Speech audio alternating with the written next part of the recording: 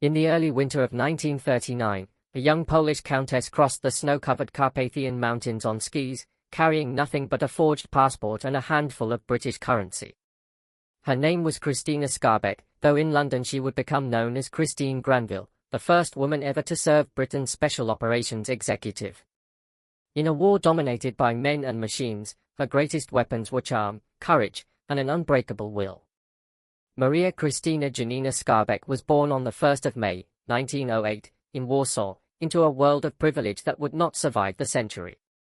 Her father, Count Jerzy Skarbek, belonged to one of Poland's oldest aristocratic families, a lineage that traced back centuries through the complicated history of the Polish-Lithuanian Commonwealth. Her mother, Stefania Goldfeder, came from a wealthy Jewish banking family. The marriage represented a union between old nobility and new money, a combination that gave Krystyna access to both social standing and financial resources. Poland itself was newly reborn. After more than a century of partition between Russia, Prussia, and Austria, the nation had regained independence in 1918 when Krystyna was 10 years old. The interwar years were filled with both hope and instability. The young republic struggled to establish its identity, caught between the Soviet Union to the east and a revanchist Germany to the west.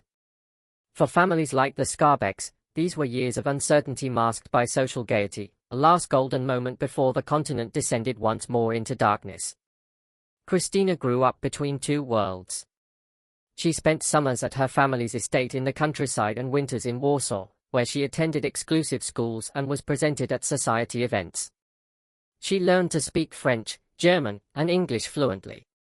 She read widely. She developed a passion for outdoor sports, particularly skiing and horseback riding. Contemporary accounts describe her as strikingly beautiful, with dark hair, intense eyes, and an athletic grace that set her apart from the more conventional debutantes of her generation. But by the time she reached adulthood, the family fortune had begun to erode. Count Jerzy's investments suffered during the economic instability of the 1920s. The estate required constant maintenance that became increasingly difficult to afford. Stefania's health declined. The social world that had seemed so secure in Krystyna's childhood now appeared fragile, sustained more by tradition than by actual wealth. In 1930, at the age of 22, Krystyna made her first marriage. She wed a young businessman named Karol Getlich. The marriage was brief and unhappy. Getlich's business ventures failed. The couple separated after less than 2 years. The divorce, finalized in 1936, left Krystyna with little money and diminished social standing. Divorced women occupied an awkward position in Polish society. She found herself adrift, no longer quite part of the aristocratic world she had been born into, but without the resources to live independently in comfort. She worked briefly as a saleswoman in a Warsaw department store. She tried modeling. She gave language lessons to children from wealthy families. These were the years when she learned self-reliance, when the comfortable assumptions of her childhood gave way to a harder understanding of how the world actually worked. She learned to assess people quickly, to recognize opportunity, to adapt her approach depending on who she was dealing with. She learned that charm and intelligence could open doors that money and title no longer could. In 1938, she met Jerzy Gizicki, a writer and diplomat who worked in the Polish consulate in Addis Ababa, Ethiopia. He was older than Krystyna, established in his career, intellectually sophisticated. They married quickly. For a brief time, it seemed she had found stability. They moved to East Africa together. Krystyna experienced a world entirely different from Warsaw, a colonial landscape where European powers still ruled vast territories and where the coming war seemed distant and abstract. But by the summer of 1939, it was clear to anyone paying attention that war was inevitable. Germany and the Soviet Union had signed the Molotov-Ribbentrop Pact in August, secretly dividing Eastern Europe between them. Poland stood directly in the path of both totalitarian powers. When Germany invaded on the 1st of September, Polish forces fought desperately but were overwhelmed by the speed and mechanized power of the Wehrmacht. 17 days later, the Soviet Union invaded from the east. By early October, Poland had ceased to exist as an independent state, divided once again between foreign occupiers. Krystyna and her husband were in London when war broke out. They had traveled there from Africa, intending to visit before returning to their posting. Now return was impossible. Poland was occupied. The government had fled into exile. Families were scattered across Europe. Communication was sporadic and dangerous. The comfortable life Krystyna had known, however diminished it had become, was gone entirely. She did not react with despair. She reacted with fury. London in late 1939 was a city preparing for war but not yet fully engaged in it. The British Expeditionary Force had been sent to France, where it waited behind the Maginot Line for a German attack that had not yet come. This period, which would later be called the Phony War, was marked by strange calm. People carried gas masks. Blackout curtains covered windows at night. Children had been evacuated from major cities. But the bombing had not started. The fighting had not reached British soil. For Polish exiles like Krystyna and Jerzy, the situation was agonizing. Their country was occupied. Their families were trapped under German or Soviet rule. They had no way to help, no way even to send messages. Many Poles in London joined the Polish government in exile, which was reconstituting itself under General Władysław Sikorski. Others enlisted in Polish military units being formed in France and Britain. Everyone wanted to contribute to the fight against the occupiers. Krystyna wanted more than to wait in London or join a support organization. She wanted to act directly against the Germans. She wanted to return to Poland, to organize resistance, to gather intelligence. The problem was that she had no training, no connections to intelligence services, and no obvious way to accomplish what she proposed. She was a 31-year-old woman with no military experience and limited financial resources. What she did have was determination, language skills, and an understanding of how to use social connections. She began approaching people she met in Polish exile circles, asking who might be able to help her get back to Poland. She was persistent. She made an impression. Eventually, someone suggested she speak with officials at the British Embassy who were handling Polish affairs. In late 1939 or early 1940, the exact date is uncertain, Krystyna met with representatives of Britain's Secret Intelligence Service, then commonly known as MI6.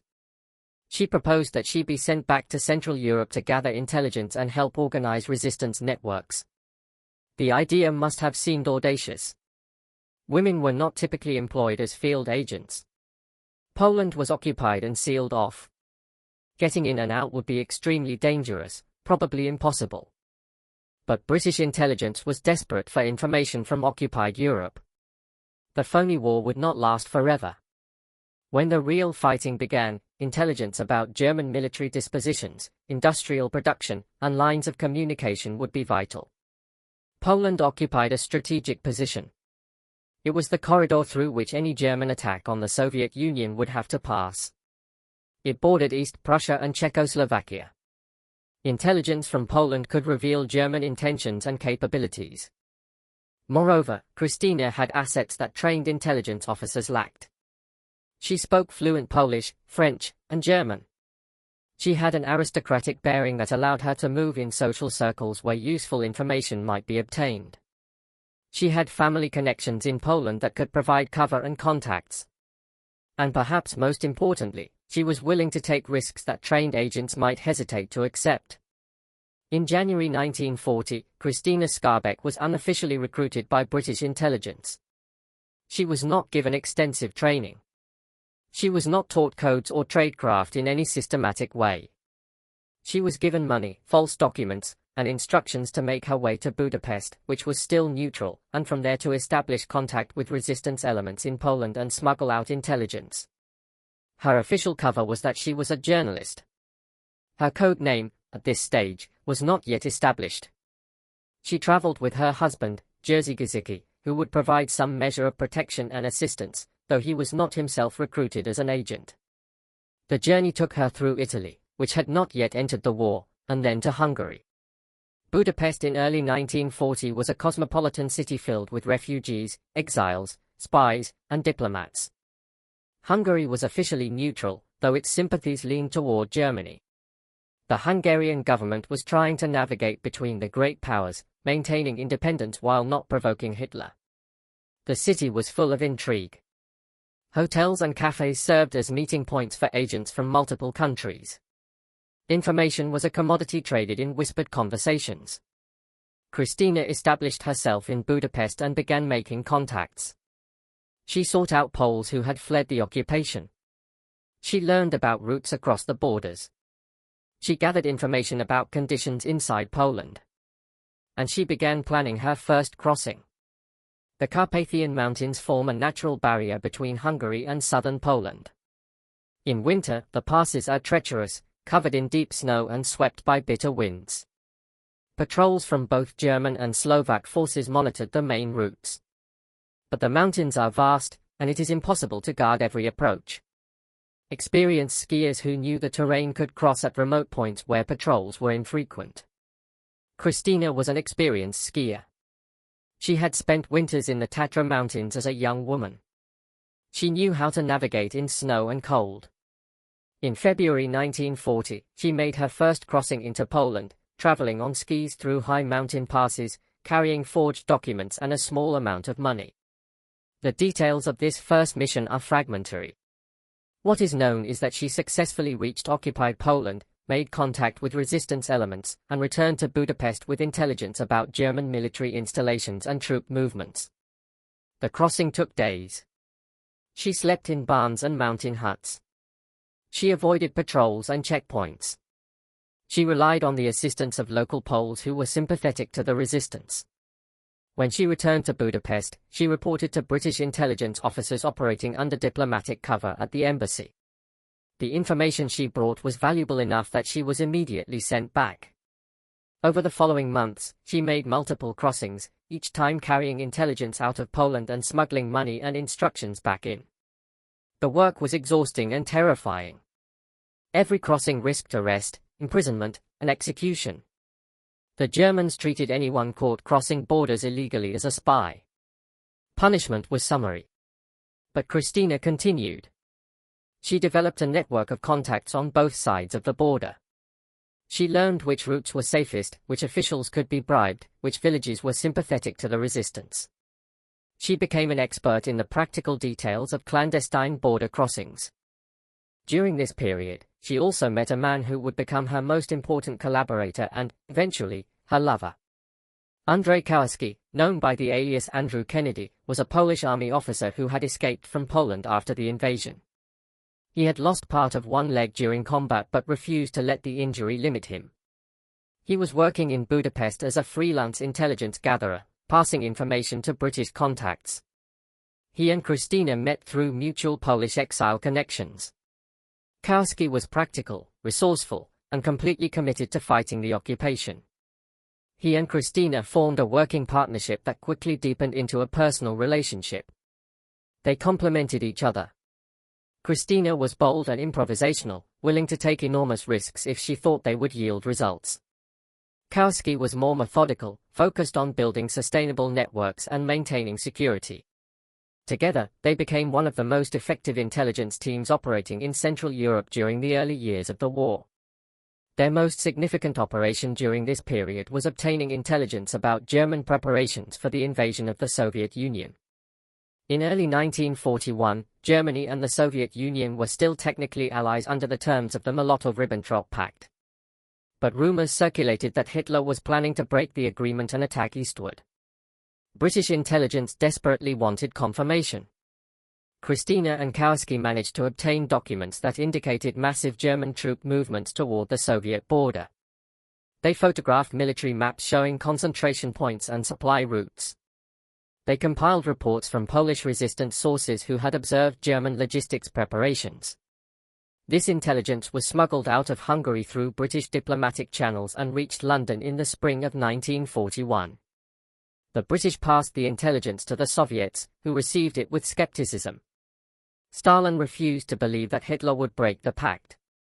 When Germany invaded the Soviet Union on June 22, 1941, Soviet forces were unprepared despite the warnings they had received. The intelligence Krystyna and Kowalski had provided was accurate, but it had not been acted upon. It was a bitter lesson in the limitations of intelligence work. Obtaining information was difficult. Ensuring it was believed and used was sometimes impossible. By mid-1941, Hungary's neutrality was becoming increasingly fragile. The government was under pressure from Germany to join the Axis. Foreign intelligence agents operating in Budapest were being watched more closely. The Hungarian secret police began arresting suspected spies. Krystyna and Skarbek realized their position was becoming untenable. In January 1941, Krystyna had been arrested by Hungarian police on suspicion of espionage. She was held for several days and interrogated. The police had evidence that she had been crossing the border illegally and meeting with suspicious individuals. She was at serious risk of being turned over to the Germans. According to accounts she later gave, Krystyna bit her own tongue until it bled, then convinced the Hungarian police that she had tuberculosis by coughing blood into a handkerchief. Tuberculosis was highly contagious and greatly feared. The police, not wanting to risk infection and not having definitive proof of espionage, released her. It was a piece of improvisation that demonstrated both her quick thinking and her willingness to endure physical pain to escape danger. But the incident made clear that she could not continue operating in Hungary. British intelligence agreed. By the summer of 1941, arrangements were made to extract both Krystyna and Skarbek from Budapest. The route led south through the Balkans, a journey of thousands of miles through multiple countries, some hostile, some neutral, all dangerous. They traveled through Yugoslavia just as German forces were invading. They crossed into Greece as that country collapsed under German assault. They reached Turkey and from there made their way to Syria, which was under British control following a brief campaign against Vichy French forces. From Syria, they continued to Cairo, where British intelligence maintained a major headquarters. The journey took months. They traveled by train, by car, on foot, by boat. They crossed borders with forged papers. They bribed officials. They posed as refugees, as journalists, as whatever would allow them to continue. When they finally reached Cairo in the summer of 1941, they had been traveling continuously for nearly 6 months. Cairo in 1941 was the hub of British operations in the Middle East and Mediterranean. It was from Cairo that British forces fought Rommel's Afrika Corps in the Western Desert. It was in Cairo that intelligence services coordinated operations across the entire region. It was a city swollen with soldiers, spies, refugees, and diplomats, all caught up in a war that seemed to be going badly for Britain. Krystyna and Skarbek expected to be debriefed, rested, and sent back into the field. Instead, they found themselves caught in the bureaucracy of wartime intelligence services. Different departments had different priorities. There were questions about their loyalty, their activities, their expense reports. There were rival factions within British intelligence who did not trust Polish agents. There were suspicions that they might have been compromised or turned by the Germans. For more than a year, Krystyna and Skarbek remained in Cairo, working in relatively minor roles, frustrated by the lack of meaningful assignments. Krystyna chafed at the inactivity. She had risked her life repeatedly for Britain. She had provided valuable intelligence. Now she was being sidelined. She lobbied constantly for a new mission, for a chance to return to the field, for recognition of what she had accomplished. During this period, she formally adopted the name Christine Granville. In part, this was for security. Her real name, Krystyna Skarbek, was known to German intelligence. If she were captured in the future, using a different identity might provide some protection. But the name change was also symbolic. Christine Granville represented a new identity, one focused entirely on the war effort, stripped of the aristocratic associations and personal history that had defined Krystyna Skarbek. By 1943, her persistence was finally paying off. Britain had established the Special Operations Executive, an organization dedicated to sabotage, subversion, and support for resistance movements in occupied Europe. SOE was expanding rapidly, recruiting agents for operations across the continent. Women were being trained as couriers, radio operators, and organizers. The initial prejudice against female agents was breaking down in the face of operational necessity. Christine Granville was exactly the kind of experienced operative SOE needed. She had field experience. She had proven herself under pressure. She spoke multiple languages. She was willing to take risks. In late 1943, SOE began considering her for deployment in occupied France. France was a critical theatre. The Allied invasion of Normandy was being planned for the spring or summer of 1944. Before the landings could succeed, resistance forces needed to be organized and armed. Rail lines needed to be sabotaged. German communications needed to be disrupted. Intelligence needed to be gathered about coastal defenses and German troop dispositions. SOE was sending dozens of agents into France to coordinate these activities. Christine trained in Cairo for her French mission. She learned radio operation, codes, and proper security procedures. She practiced parachute jumps. She studied maps of southern France, memorizing roads, villages, and geographic features. She was briefed on the resistance networks she would be working with and the agents she would be supporting.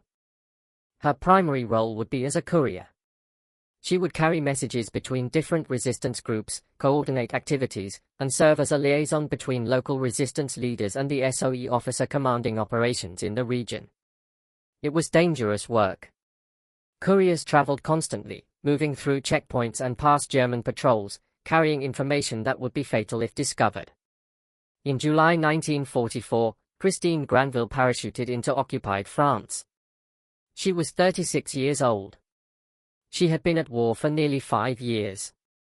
And she was about to undertake the missions that would make her one of the most celebrated agents of the entire conflict. The parachute drop took place on the night of July 6, 1944. A month after D-Day. Allied forces had successfully landed in Normandy and were fighting to break out of the beachhead. In the south, German forces still controlled the Mediterranean coast and the interior. The Allies were planning Operation Dragoon, an invasion of southern France scheduled for August. Until then, resistance forces were to harass German units, disrupt communications, and prevent reinforcements from moving north to Normandy. Christine landed in the Vercors region of southeastern France, an area of mountains and deep valleys where the rugged terrain provided cover for resistance operations. Her assigned network was codenamed Jockey, and it was commanded by Francis Camets, a Belgian-British officer who operated under the pseudonym Roger. Camets was 30 years old, a former schoolteacher who had been recruited by SOE in 1942. He had arrived in France the previous year and had built Jockey into one of the most effective resistance networks in the south. He coordinated dozens of local groups, arranged weapons drops, and planned sabotage operations across a vast area stretching from the Alps to the Rhone Valley. He was calm, methodical, and highly security conscious. His agents respected him deeply. Christine was assigned as his courier and second-in-command. She replaced another female agent, Cecily Lefort, who had recently been arrested by the Gestapo. The work required constant travel across territory patrolled by German forces, MI6 collaborators, and Italian units that still occupied parts of the region. Every journey was dangerous. Checkpoints could appear without warning. Identity papers were scrutinized. Anyone acting suspiciously could be detained for questioning. Christine had experience with this kind of work from her time crossing the Carpathians, but the scale was different. In Poland and Hungary, she had been operating in remote border areas where she could avoid most contact with authorities. In France, she was moving through populated areas, using trains and buses, staying in hotels and safe houses, constantly visible and constantly at risk. She developed a cover identity as Jacqueline Armand, a French woman traveling on family business. Her papers were expertly forged, but they would not stand up to close investigation. Her accent, though good, was not perfect. Native speakers could detect that French was not her first language. Everything depended on appearing confident and unremarkable, on projecting the demeanor of someone with nothing to hide. Over the following weeks, Christine proved herself indispensable. She traveled constantly between resistance groups, carrying messages and coordinating operations.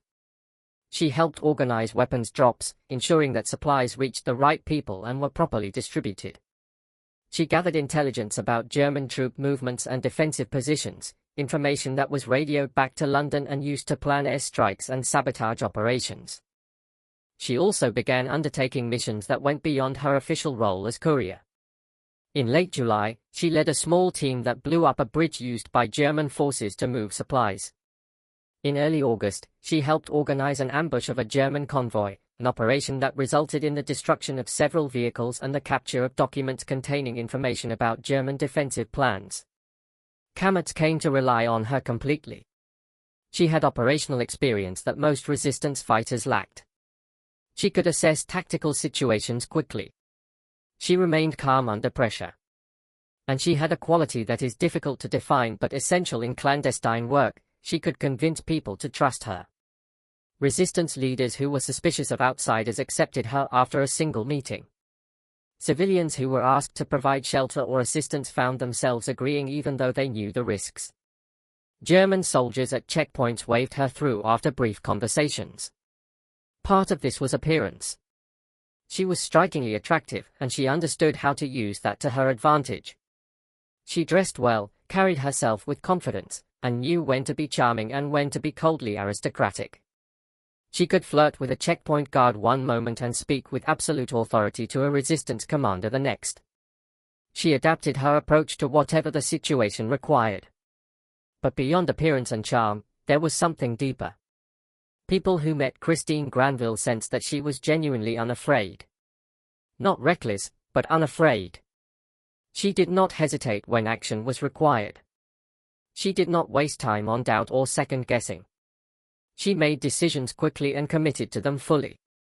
In a war where most people were frightened most of the time, her calm certainty was magnetic. By mid-August 1944, the situation in southern France was reaching a critical point. The Allied invasion of Provence, Operation Dragoon, was scheduled for August 15.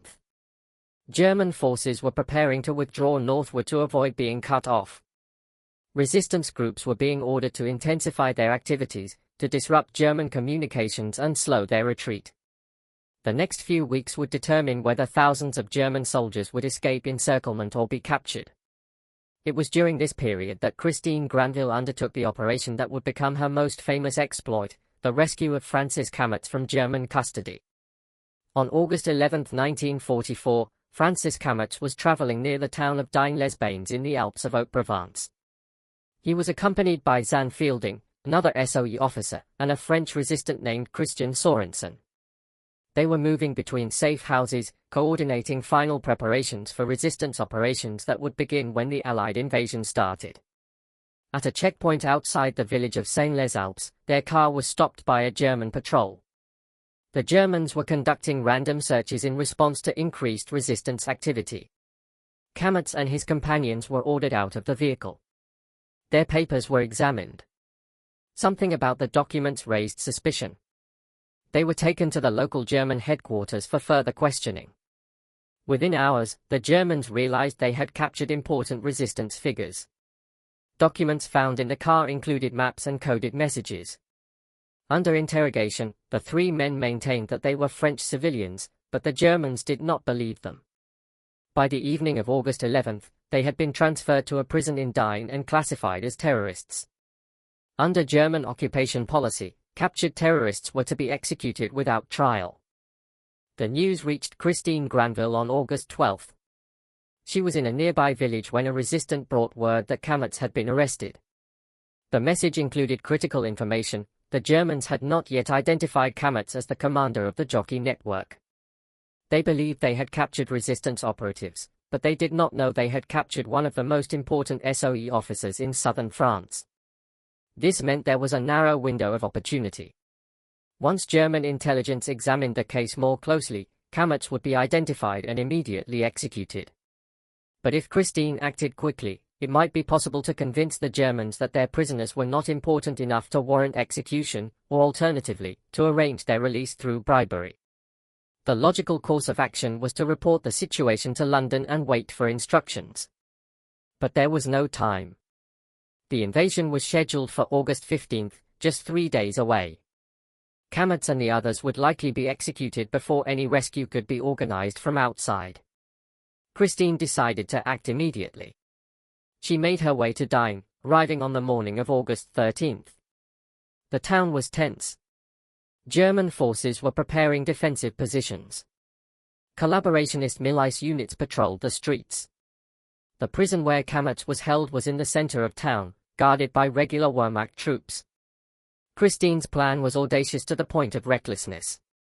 She would approach the German commander responsible for the prisoners and attempt to negotiate their release. The strategy relied on several assumptions, each of which could easily prove false. She assumed the commander would agree to meet with her. She assumed he would be susceptible to bribes or threats. She assumed she could convince him to release prisoners who had already been classified as terrorists. But she had one significant advantage: the Germans did not yet know who she was. To them, she would appear to be a French woman, perhaps a relative or friend of one of the prisoners, coming to plead for their release. If she could get in front of the right official, she might be able to use a combination of charm, money, and carefully calibrated threats to achieve her objective. She identified the officer in charge of the case as a man named Albert Schenk, who held a relatively senior position in the local German administration. On the afternoon of August 13, she went to German headquarters and requested a meeting with Schenk. The request was unusual enough that it was granted. She was brought to his office. The details of what was said during this meeting come primarily from accounts Christine gave later.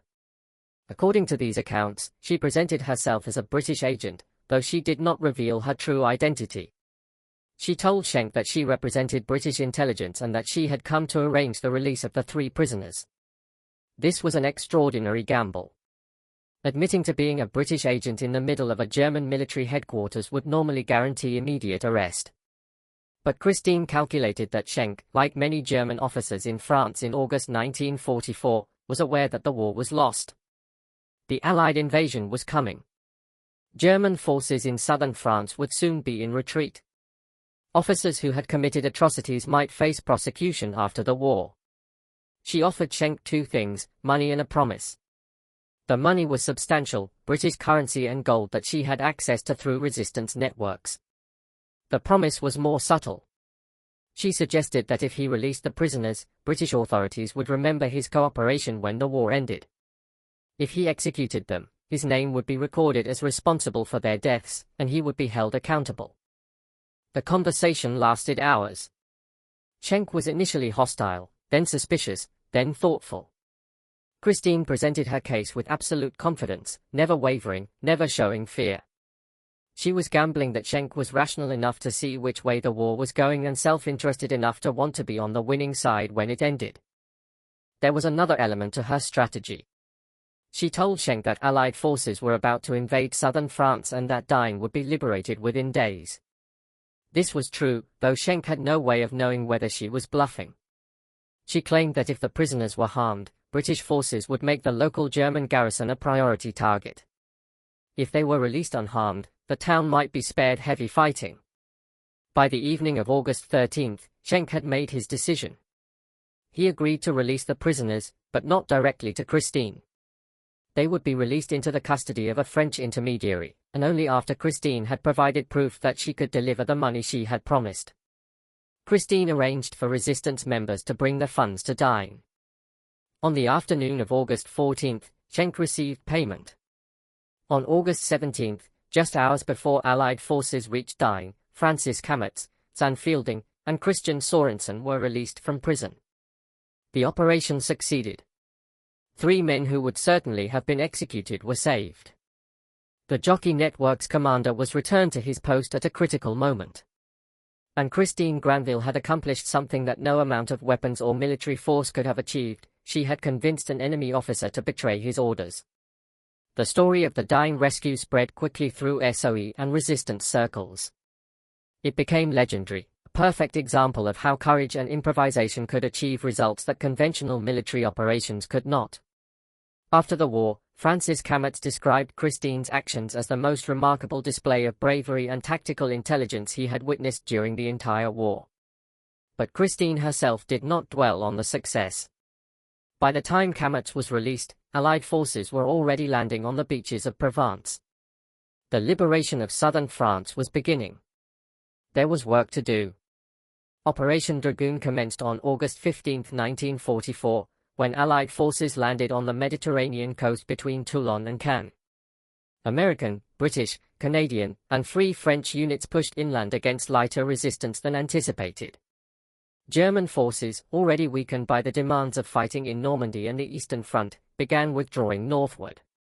Christine Granville and the Jockey Network played a crucial role during this period. As German forces retreated, resistance units emerged from hiding and began open combat. Bridges were blown to slow the German retreat. Roads were blocked. Convoys were ambushed. The goal was not to fight pitched battles, which the resistance could not win, but to delay and harass, to turn the German withdrawal into a rout. Christine traveled with Camets as Jockey Network members coordinated with advancing Allied forces. She served as a liaison between French resistance fighters and American army units, translating not just language but also military culture and expectations. Resistance leaders were often civilian volunteers with limited military training. American officers were professional soldiers who expected clear chains of command and standard operating procedures. Christine bridged these two worlds, ensuring that resistance activities supported rather than complicated Allied operations. She was present during the liberation of several towns in southeastern France. Contemporary accounts describe her arriving in villages ahead of Allied troops, sometimes alone, negotiating the surrender of German garrison forces. She understood that as the German position became hopeless, individual commanders might choose to surrender rather than fight to the death. She also understood that German soldiers were more likely to surrender to a woman than to armed resistance fighters, who they feared might execute prisoners. In several instances, she convinced German units to lay down their arms peacefully, preventing battles that would have destroyed villages and killed civilians. These were not dramatic military actions, but they were effective. By the end of August, much of southeastern France was liberated, and German forces were in full retreat toward the German border. The liberation period was chaotic. Resistance groups sometimes fought each other as much as they fought the Germans. Communists and non-communists competed for control of newly liberated areas. Collaborators were hunted down and executed, sometimes after summary trials, sometimes without any trial at all. Women who had relationships with German soldiers had their heads shaved in public rituals of humiliation. Christine witnessed this chaos but rarely commented on it in her reports. Her focus was operational: support the Allied advance, prevent German reinforcements from reaching the front, gather intelligence about German positions. The political struggles that would define post-war France were not her concern. By September 1944, the campaign in southern France was effectively over. German forces had withdrawn to defensive positions along the German border. The resistance networks that had operated in secret for years were now being integrated into regular military units or disbanded. SOE agents who had lived under false identities for months or years were being recalled to London. Christine remained in France through the autumn, helping to close down the Jockey Network and prepare reports on operations. In December 1944, she returned to London. She had been in the field continuously for 6 months, most of it in enemy territory. She was exhausted, but she immediately began lobbying for a new assignment. She wanted to be sent back into the field. Poland was still occupied, now by Soviet forces instead of German. She believed there was work to be done, intelligence to gather, resistance movements to support. But British intelligence had other priorities. The war in Europe was entering its final phase. Germany would be defeated within months. The political situation in Eastern Europe was complicated by Soviet occupation. Sending British agents into Soviet-controlled territory risked diplomatic complications. Instead, Christine was assigned to work in London, preparing training materials and briefing new agents on field procedures. It was important work, but it was not what she wanted. She had spent 5 years in combat. She did not adapt easily to office routines and administrative duties. The war in Europe ended on May 8, 1945. Germany surrendered unconditionally. Across Britain and the liberated countries of Europe, people celebrated in the streets. For Christine Granville, the end of the war brought not relief but uncertainty about what would come next. She was awarded the George Medal and appointed Officer of the Order of the British Empire in recognition of her service. The citations were carefully worded, revealing nothing about the specific operations she had conducted. Even after the war, SOE activities remained classified. Her role in the dying rescue was known only to a small circle of intelligence officers and fellow agents. She also received French decorations, including the Croix de Guerre. Francis Cametz, Zan Fielding, and other agents she had worked with wrote recommendations describing her courage and effectiveness. Her superiors in SOE noted that she had served longer in the field than almost any other female agent and had never been captured or compromised. But awards and citations could not answer the fundamental question that faced all SOE agents after the war: what do you do next? Christine Granville faced the peace with less enthusiasm than she had faced the war. She was 37 years old. She had spent 5 years living under false identities, traveling through occupied territory, lying to everyone she met. The skills that made her an effective agent, improvisation, deception, operating under pressure, did not translate easily to civilian life. In December 1946, she became a naturalized British citizen, legally adopting the name Christine Granville. Poland, where she had been born and where her family lived, was now under Soviet control. The communist government in Warsaw considered anyone who had worked for Western intelligence a potential enemy. Return was impossible. Her relatives who remained in Poland faced harassment because of her wartime activities. She could not contact them without putting them at risk. Her marriage to Jerzy Gizicki had effectively ended during the war, though they did not formally divorce until 1946. They had grown apart, pursuing different lives under the pressures of wartime separation. Andrzej Kowalski, her wartime partner, remained in Britain, and they maintained a relationship, but he was dealing with his own post-war adjustments. Other SOE agents she had worked with were scattered across Britain and Europe, trying to rebuild interrupted careers and lives. Christine applied for a permanent position with British intelligence services. She believed her experience and language skills made her valuable for ongoing operations in Eastern Europe or the Middle East. But the post-war intelligence services were being reorganized and reduced in size. Women agents who had served during the war were generally not retained in peacetime positions. There was a sense that wartime measures, including the extensive use of female agents, had been temporary expedients that were no longer necessary. She received a small pension in recognition of her service, but it was not enough to live on comfortably in London. She needed work. The problem was that her experience was almost entirely in clandestine operations. She had no university degree. Her aristocratic Polish background meant nothing in post-war Britain. The skills she had developed, crossing borders illegally, deceiving authorities, organizing sabotage operations, were not easily applicable to civilian employment. She tried various jobs. She worked briefly as a saleswoman in a London department store, an echo of her pre-war employment in Warsaw. She took a position as a telephone operator. She worked as a stewardess on ocean liners, traveling between Britain and Australia and South America.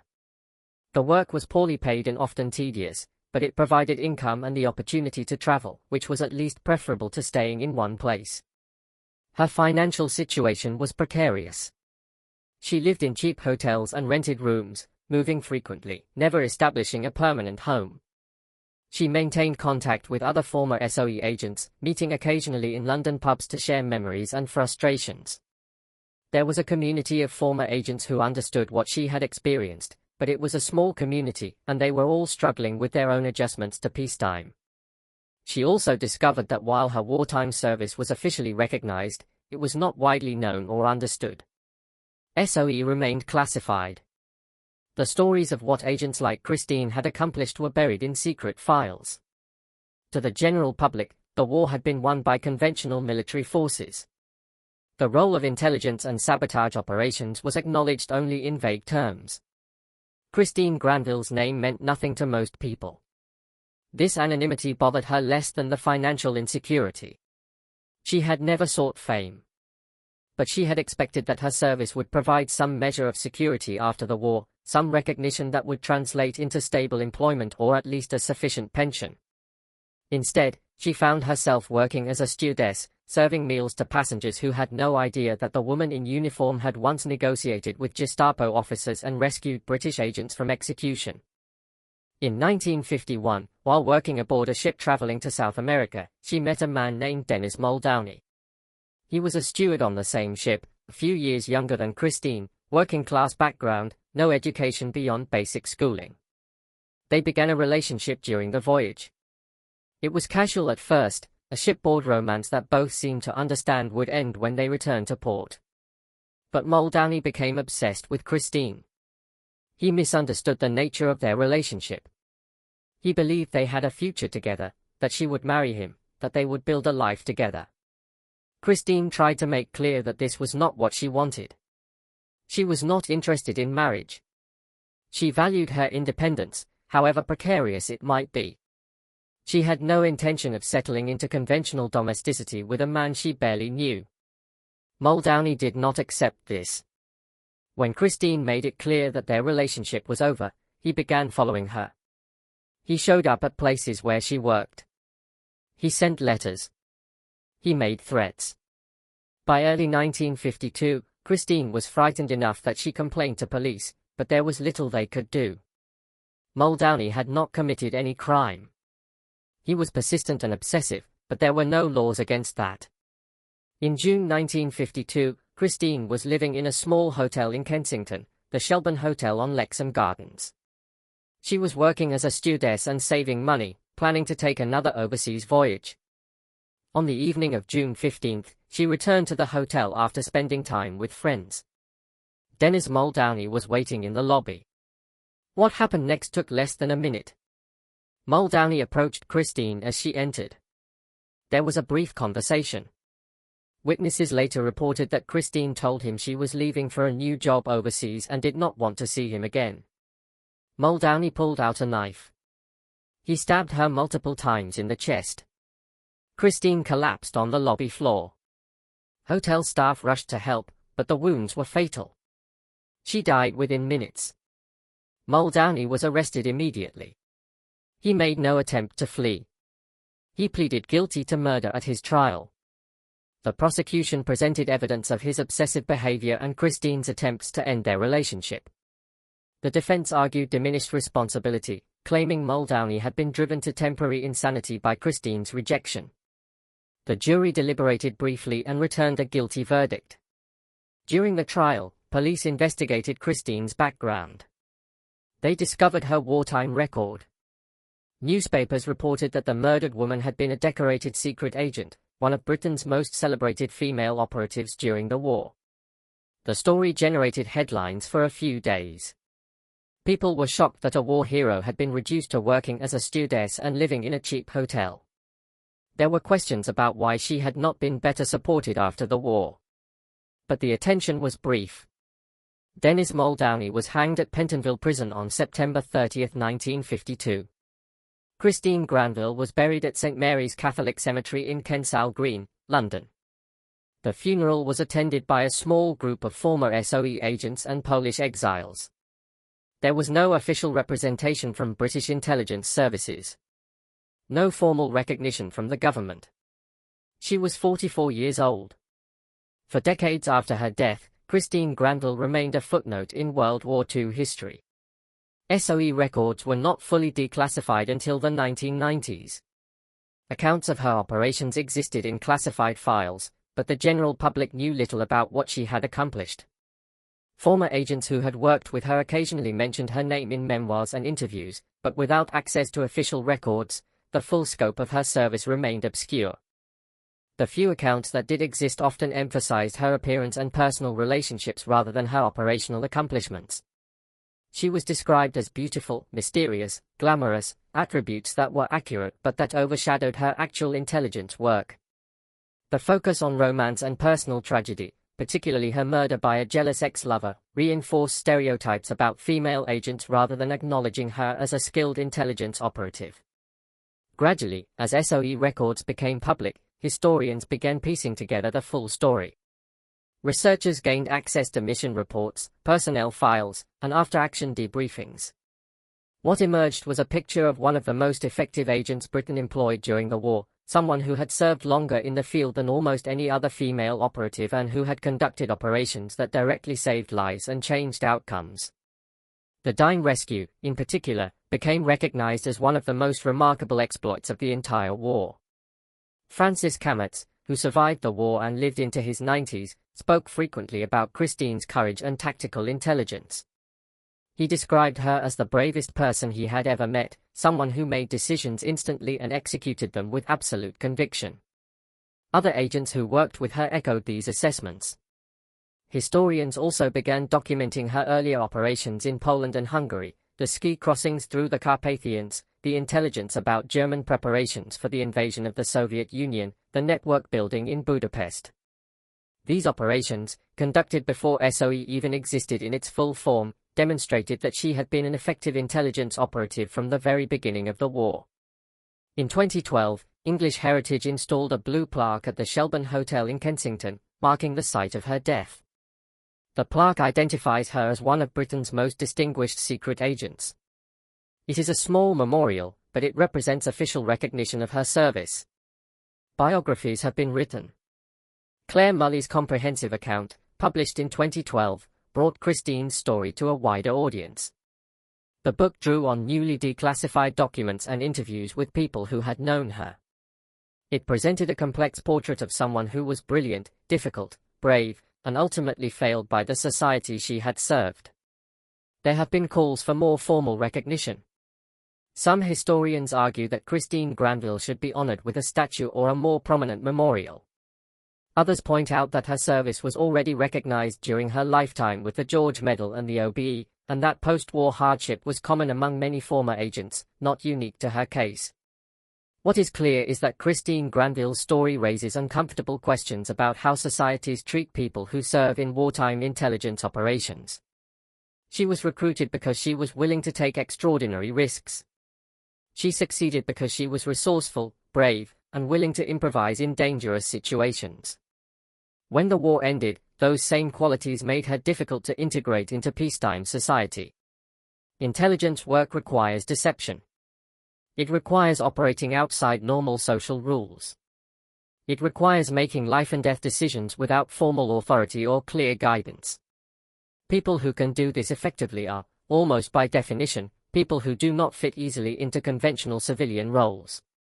They are also people who have experienced trauma, who have lived with constant danger, who have seen and done things that most people cannot imagine. After World War II, many SOE agents struggled with the transition to civilian life. Some became alcoholics. Some had mental breakdowns. Some committed suicide. The psychological support that would later be recognized as essential for veterans did not exist in any systematic form. Agents were debriefed, thanked for their service, and released into civilian life with little support beyond small pensions. Christine Granville's post-war decline was not unique, but it was particularly stark. She had been one of the most celebrated agents during the war. She had saved lives, conducted successful operations, and earned respect from everyone she worked with. 10 years later, she was dead, murdered in a cheap hotel lobby by a man she had tried to escape from. Her story is a reminder that heroism during war does not guarantee security in peace. It is also a reminder that the people who do the most dangerous work in wartime intelligence are often those with the least to fall back on when the war ends. They are people who have burned their bridges, abandoned their former lives, and committed themselves entirely to the mission. When the mission ends, they are left with nothing but memories that they usually cannot share and skills that have no peacetime application. Christine Granville served Britain for more than 5 years. She crossed the Carpathians in winter. She skied through enemy territory carrying intelligence. She parachuted into occupied France. She negotiated with Gestapo officers. She saved the lives of fellow agents. She helped liberate towns from German occupation. She did all of this knowing that capture meant torture and execution. In return, she received medals that she could not display publicly, a small pension that was insufficient to live on, and employment as a stewardess on ocean liners. She died alone in a hotel lobby, killed by a man she had tried to reject, in circumstances that would have been unimaginable to the German officers who had once feared and respected her. Her legacy is complicated. She was undoubtedly brave. She was undoubtedly effective. She was also difficult, independent, unwilling to compromise or to fit into expected roles. She lived on her own terms during the war and tried to do the same after it ended. Society did not reward her for this. In recent years, there has been increased recognition of female agents who served in SOE and other wartime intelligence organizations. Their stories are being told more fully. The mythology of the war is being revised to include not just soldiers and generals but also the agents, couriers, and resistance fighters who operated behind enemy lines. Christine Granville stands at the center of this revised history. She was the first female agent recruited by British intelligence during World War II. She served longer in the field than almost any other agent, male or female. She conducted operations across 3 theaters: Central Europe, North Africa, and Western Europe. She saved lives, gathered intelligence, and demonstrated courage that impressed even hardened military officers. But she was also abandoned by the institutions she served. Her post-war poverty and isolation were preventable. Her death was the result of circumstances that should never have been allowed to develop. When history remembers Christine Granville now, it remembers both her accomplishments and her tragedy, the heroism and the betrayal. She deserves to be remembered as more than a victim or a romantic figure. She deserves to be remembered as an intelligence operative who understood her profession at the highest level. She knew how to assess situations, how to read people, how to calculate risks. She knew when to be bold and when to be cautious. She knew that the most effective weapon in intelligence work is not violence but psychology, the ability to make someone believe something or do something that serves your purpose. She crossed the Carpathians in winter not because she was reckless but because she calculated that the Germans would not expect anyone to attempt such a crossing, and therefore they would not guard against it. She approached Albert Schenken dying not because she was foolhardy but because she understood that a German officer in France in August 1944 was thinking about survival, not ideology, and could therefore be convinced to act against his orders if the incentives were right. These were not actions of someone driven by emotion or impulse.